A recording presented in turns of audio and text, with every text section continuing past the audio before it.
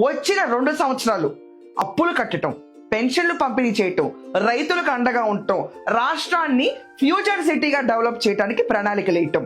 ఇదంతా కాకుండా 2047కి జీడిపిలో 5% ఉన్న మనని 10% తీసుకెళ్ళటం. అగో జీడిపి అంటే దేశం మొత్తానక, మన స్టేట్ ది జిఎస్డిపి అక్క. మన రేవంత్ అని ఏమన్నా ప్రధానమంత్రి అనుకుంటువా? చీఫ్ మినిస్టర్ అక్క. ఆల్రెడీ 10.5% ఉంది తెలంగాణది జిఎస్డిపి. ఆయన పెంచపోయాగని తగ్గి మహక పైసలు కట్ చేస్తాడు. బేసిక్ రీసెర్చ్ చేయండి అక్క. ఇవన్నీ బిగినర్స్ మిస్టేక్స్.